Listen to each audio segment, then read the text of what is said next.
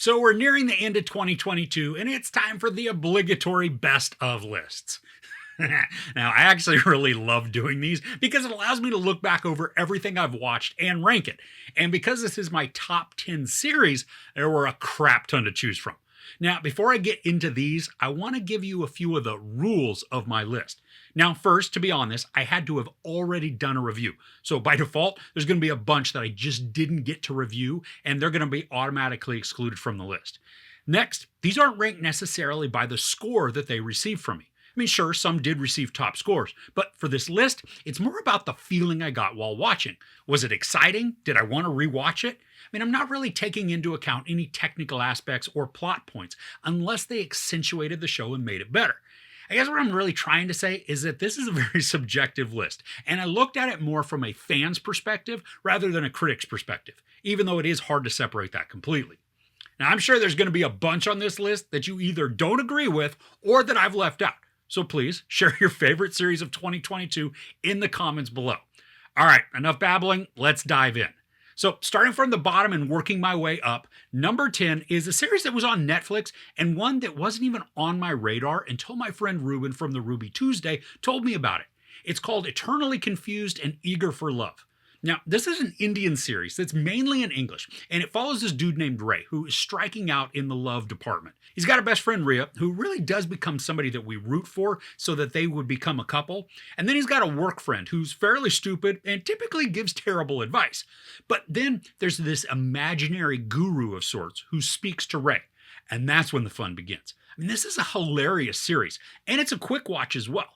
And what makes this work is not only the dialogue, but the performances. Ray gets into some odd situations, and sometimes because he listens to his guru, and other times because he ignores the guru. But more often than not, the result ends in our laughs. And there's also this sweetness to the show, and I became hooked almost instantly. Now, I'm not sure when a second season is coming out, but if you are in the mood for a romantic comedy that's quick, witty, hilarious, and sweet, certainly give Eternally Confused and Eager for Love a shot. All right, next on the list, coming in at number 9, it's The Boys, Season 3. All right, I'm going to take a moment for the collective gasp and then the outrage that just emitted from a lot of people. Like, how can I put this show so low on the list? I know. Trust me, I mean, it was hard to put it down here, but others just kept creeping their way up higher. All right, so first and foremost, I absolutely love the biting commentary that accompanies this series.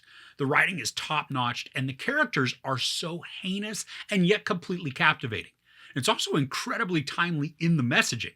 Now, I had said at one point, I'm not sure if you can be anti-woke and like this show, because it pretty much makes total fun at all of the anti-woke, politically far-right, toxic alpha males, but it wraps it in a package that looks like it's celebrating all of those mindsets.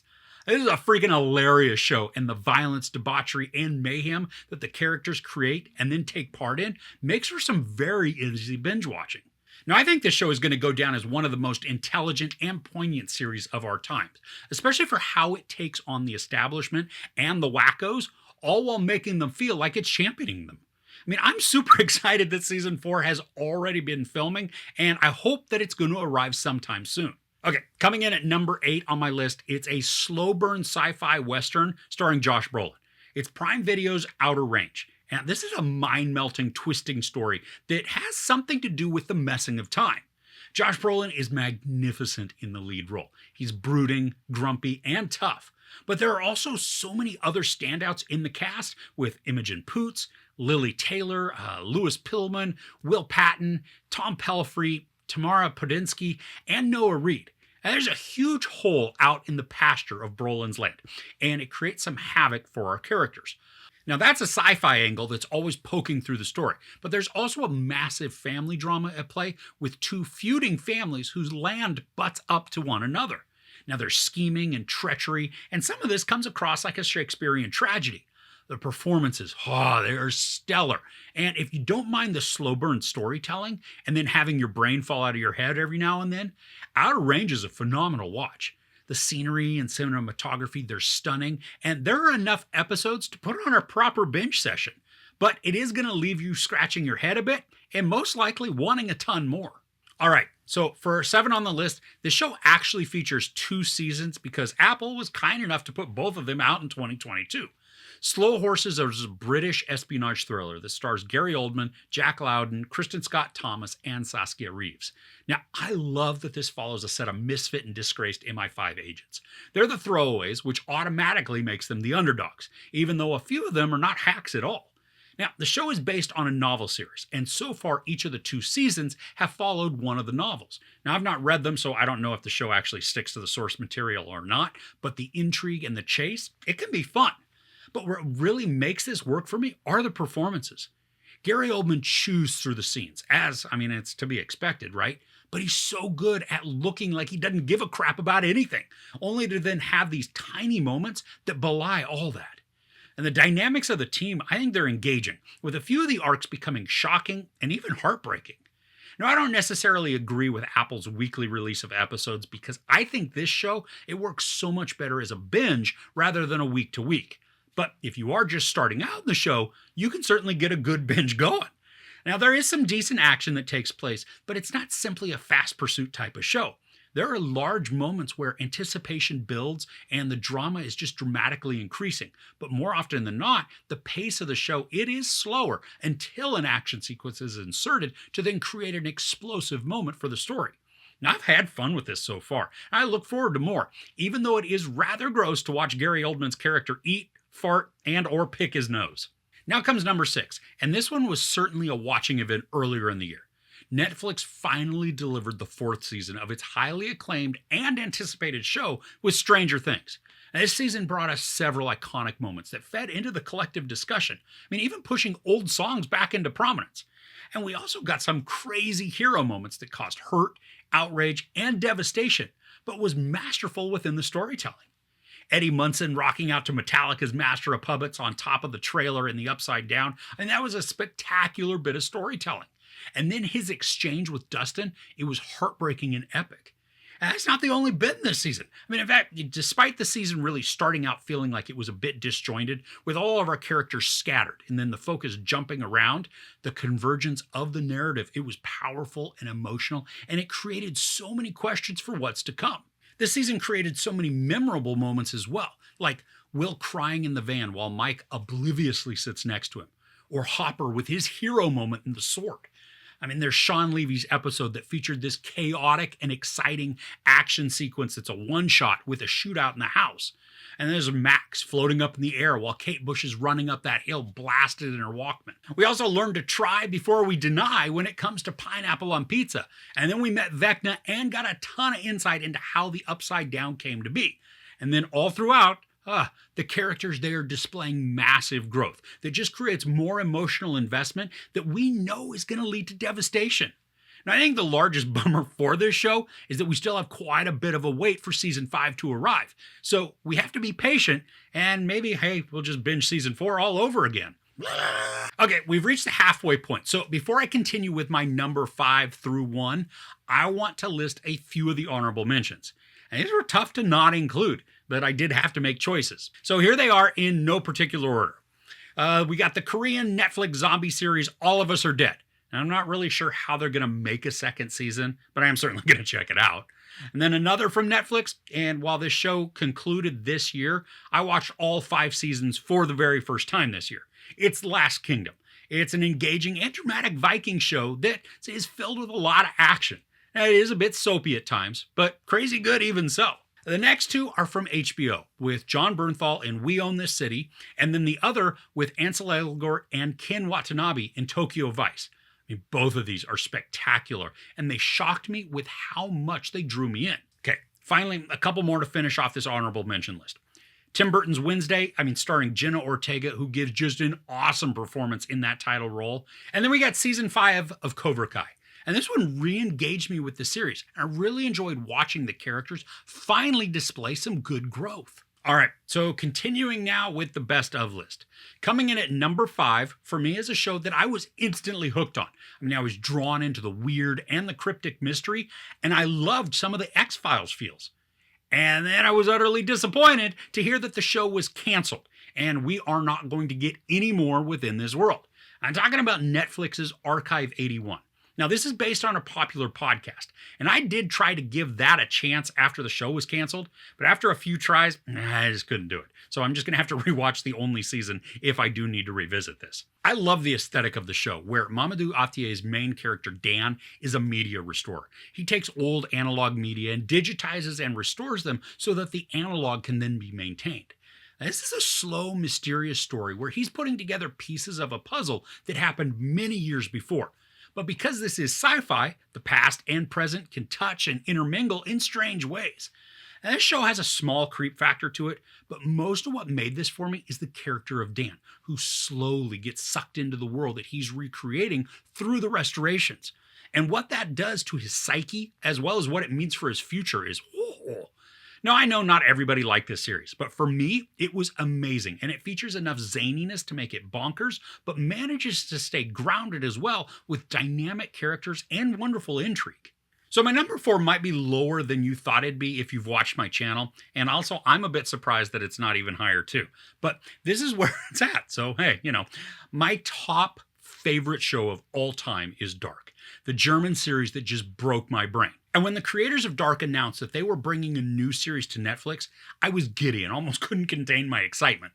This was the year that it arrived, 1899, and this series, it's just another one that cracked my mind.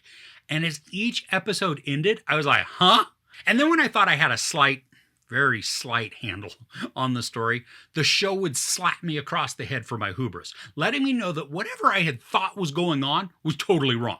And we watched this large cast of characters interact on an ocean liner in 1899 as they cross the Atlantic on the way to New York.